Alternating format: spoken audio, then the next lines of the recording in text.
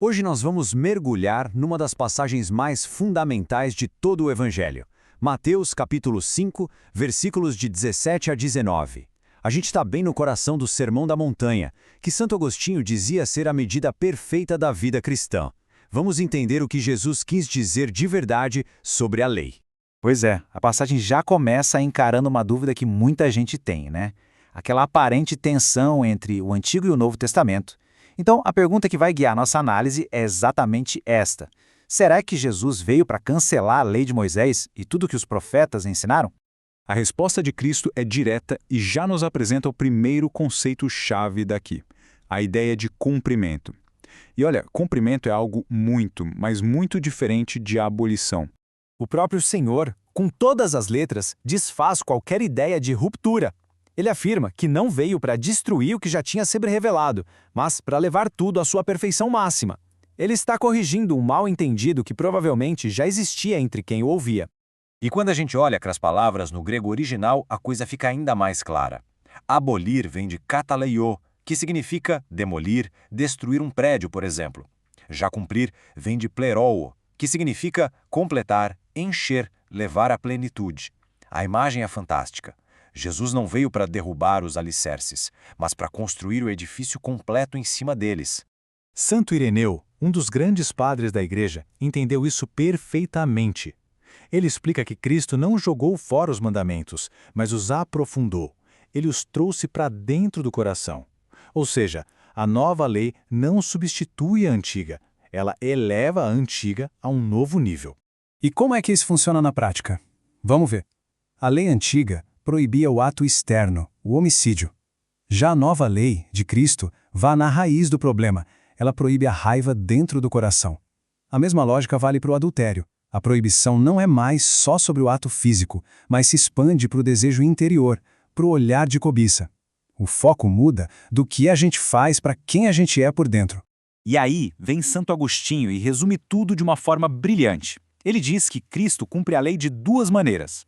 Primeiro, ele mostra o sentido mais profundo e perfeito dos mandamentos.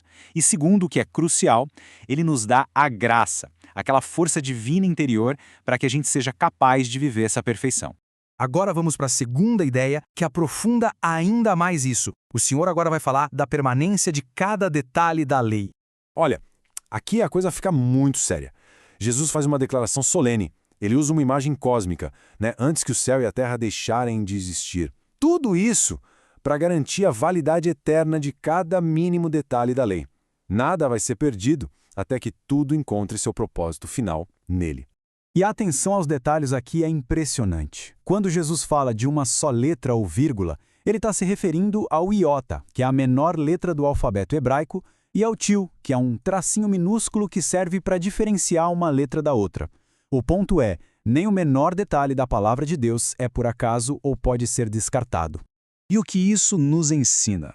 Nos ensina algo muito profundo sobre a nossa resposta a Deus. A vontade do Pai não pede uma obediência qualquer, genérica. Pede um amor fiel, atento, que valoriza cada mandamento como uma expressão do cuidado dele por nós. E tudo isso nos leva, claro, à conclusão prática de Jesus que vai estabelecer o critério para a grandeza lá no reino dos céus. Muita atenção na ordem que Jesus coloca aqui. Primeiro, praticar, depois ensinar. A autoridade de verdade para falar da vontade de Deus nasce da experiência de viver essa vontade. A grandeza no reino não é medida por conhecimento teórico, mas pela santidade que é vivida no dia a dia. Então a grandeza celestial é medida pela fidelidade prática, pela coerência de vida, é uma condenação direta da hipocrisia daqueles que diziam, mas não faziam, que colocavam fardos pesados nos outros sem mover um dedo. No fim das contas, o que importa não são os títulos ou os talentos, mas a santidade vivida. Bem, diante de um padrão tão alto, a pergunta que fica é inevitável. Como é possível viver assim? E a conclusão de Jesus nos aponta para a única fonte que torna isso realidade: a graça de Deus. O chamado é altíssimo, uma justiça que vai além da dos escribas e fariseus, uma perfeição que se espelha na do próprio Pai Celeste. Sozinhos, isso seria impossível, mas a boa notícia é que não estamos sozinhos. E é aqui que acontece a grande transformação da nova aliança. A lei antiga ordenava de fora para dentro, muitas vezes pelo medo da punição. A graça de Cristo age de dentro para fora, pelo amor. Ela escreve a lei no nosso coração e nos dá a força do Espírito Santo para cumpri-la com alegria. Então, a nossa jornada se resume a esta pergunta final. Qual é o caminho prático para alcançar essa perfeição? Para viver a plenitude da lei no nosso dia a dia? A resposta não está no nosso esforço, mas na nossa oração humilde. A tradição da Igreja resume todo esse ensinamento na famosa súplica de Santo Agostinho: Senhor, dá-me o que mandas e manda-me o que quiseres. É o reconhecimento de que a própria capacidade de obedecer a Deus é, antes de tudo, um presente que vem dele.